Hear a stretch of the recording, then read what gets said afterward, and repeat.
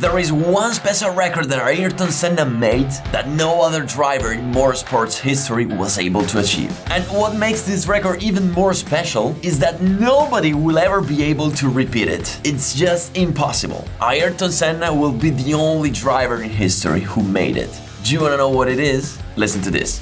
1993 Formula 1 season. The circuit where our story takes place is Donington in the UK. And what's even crazier is that track wasn't even scheduled in the calendar. But something bizarre happened. Formula 1 should have run the race in Autopolis, Japan, bringing to 2 the number of races in Japan for that year. But at the last minute, the company that managed the circuit had an enormous financial problem, accumulating a debt corresponding to $100 million, forcing the owner to withdraw from the championship. So in its place came Donington in the UK. By the way, I don't know if you know it, but Donington stands near to the Sherwood Forest, famous for the legend of Robin Hood. I don't know if you know the story, but for me as an Italian person born in 1990, I remember from when I was a kid the tales of Robin Hood. Whatever, that year, for the first time in its history, that circuit hosted the European Formula 1 Grand Prix, the third round of the 1993 World Championship. That race went in history for being perhaps the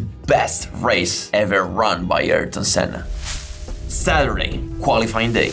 It is known that the Williams are the best performing cars on the grid. In fact, they are placed in the first row with a 1-2. Alain Prost rejoices in pole position, while Senna is not exactly happy as he starts in P4 with 1.5 seconds from the pole position. It is clear to everyone that his McLaren is struggling on dry conditions, and that is going to be a very tiring race for Senna. But let's not forget where we are. We are in the UK, which has so many beautiful things. But one thing that is not exactly beautiful in the UK is the weather. I mean, that's my feeling as an Italian. Maybe there are people that like the weather. However, in the UK, it rains a lot. In fact, we get to the race and suddenly the sky gets black. The clouds full of rain that just can't wait to open the taps on the circuit. It starts to rain really hard. Wet track. Wet tires, wet start, and off we go. A few days earlier, Ayrton Senna showed that in wet conditions there is no competition, even with an inferior car. Because, as it had been said for many years in Formula 1 now, in wet conditions the car performance is flattened, and at that point it's all about the performance and the heart in your throat to go faster than the others. Well, you know what? From this moment, it seems that Ayrton Senna is playing with children in the playground. Just to leave some hopes to the others, he even makes a mistake at the start, losing a position and being 5th in the first corner. But by the end of the first lap, he is already leading the race. In just one lap, he overtook everyone. And he didn't just overtake them, he's already gone. You cannot see his rivals behind.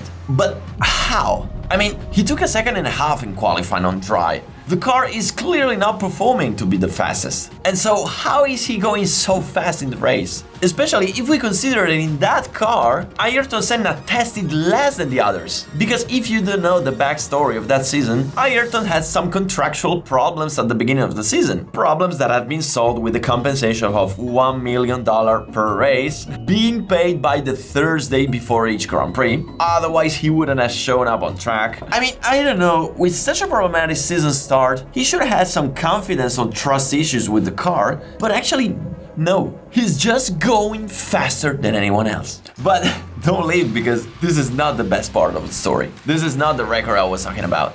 The crazy thing of that race is that, do you know Formula 1 nowadays, where every driver, whether they're on slick or wet tires, they have to drive slowly and carefully to save tires? Nah, forget about that. Senna that day is destroying the tires. He just wants to slaughter everyone else on the wet. During the race, in fact, he made 5 pit stops.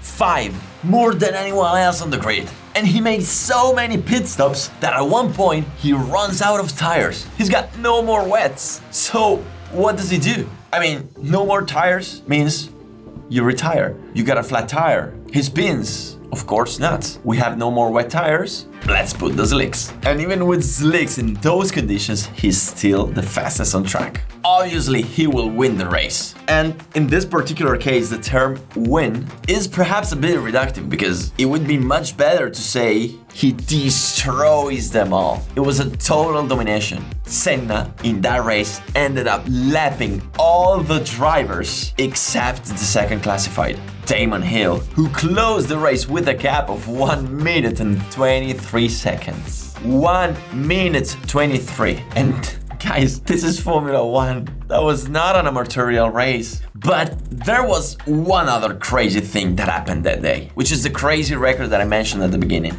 One thing that when you'll hear it, you will say, what? How is it possible? I mean, it can't be true. That's unbelievable. Well, listen to this. On that day, Ayrton Senna did the fastest lap of the race while passing through the pits. The fastest lap of the race entering the pits? How is it possible? Well, during one of the pit stops, while returning to the pits, he realized that mechanics were not ready. Probably because of some problem with the radio or they just didn't understand each other. I mean, after all, a guy that makes 5 stops during a race, I understand that it's normal the mechanics at some point are tired of seeing coming in. So in a fraction of seconds, while still in the pit lane, he decides to abort the pit stop, and so he continues straight to the pit lane, managing to set the fastest lap in that lap. And that was the only driver in Formula 1 history to set the fastest lap through the pits. Okay, but how was that possible? If you have to use the pit limiter in the pits and go slow? Well, you may not know this, but in Formula 1 until 1993, there was no speed limits in the pit lane. Yeah, that's right. They used to do the pit lane flat. I don't mean they were going fast. I mean they were going flat out through the pits.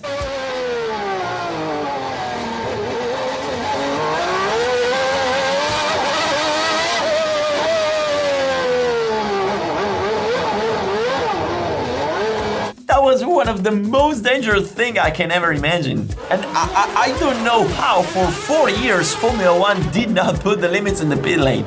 That was just silly. So that year, Ayrton Senna set the fastest lap through the pits. And one thing that probably helped him is that Donington pit entry allows you to cut the final corners. And so that probably helped Ayrton Senna to set that impossible and unwanted record.